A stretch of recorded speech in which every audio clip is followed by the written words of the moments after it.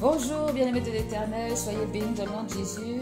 Nous sommes toujours à notre émission 5 astuces en 5 minutes pour accroître son intimité avec Dieu. Alors, je voudrais que nous puissions lire un passage qui se trouve dans Proverbe 28 au verset 20 qui dit « Un homme fidèle est comblé de bénédictions, mais celui qui a hâte de s'enrichir ne reste pas impuni. » Un homme fidèle est comblé de bénédictions. Un homme fidèle, c'est un homme loyal, c'est quelqu'un qui est capable de tenir à ses engagements.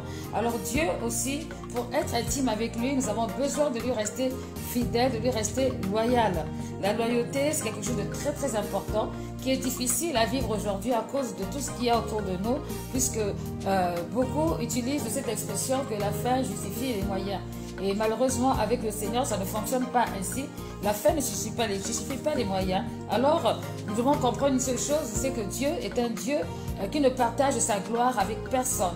Il ne partage sa gloire qu'avec lui-même parce que c'est lui qui est l'alpha et l'oméga, c'est-à-dire celui qui commence et il aime bien être celui qui termine aussi, afin que toute la gloire lui revienne à lui seul.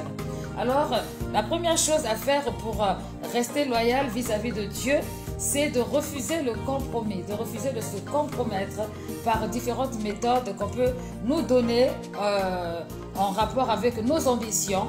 Très souvent, on oublie que Dieu est là et cela vient détruire ou déstabiliser l'intimité qu'on peut avoir avec Dieu.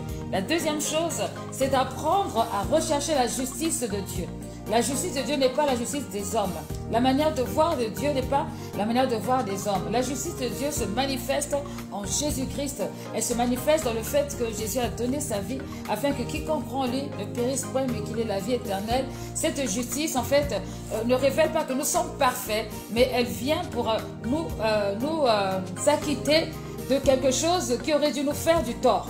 Donc, si on veut rester intime à Dieu, c'est important de cultiver la justice de Dieu, de ne pas rentrer dans des partis pris, des compromis, des choses qui en fait éloignent vraiment le Saint-Esprit et cela attriste énormément la relation qu'on peut avoir avec Dieu. La troisième chose, c'est tout simple, c'est si on veut rester loyal à Dieu, il faut aimer Dieu. Il faut aimer Dieu parce que l'amour ouvre une grande porte à plusieurs activités excellentes en vue d'améliorer notre relation avec la personne qu'on aime et ici c'est Dieu. La quatrième chose, c'est vivre donc par l'esprit. On l'a déjà vu dans une des astuces. Je ne vais pas le redévelopper, mais c'est important. Si on veut rester loyal à Dieu, il faut marcher par l'esprit. La cinquième chose, c'est accepter d'attendre la réponse de Dieu. Accepter d'attendre la réponse de Dieu. Nombreux froissent leur relation avec Dieu. Ils n'arrivent pas à être intimes avec Dieu parce qu'ils ont demandé quelque chose au Seigneur, mais cela a pris du temps. Et comme ça a pris du temps, ils ont cherché des raccourcis pour atteindre ce qu'ils voulaient. Et cela froisse la relation avec Dieu. Pourquoi? Parce que ça démontre simplement qu'on n'a pas confiance ou alors qu'on n'a pas compris. Et à ce moment-là, ça crée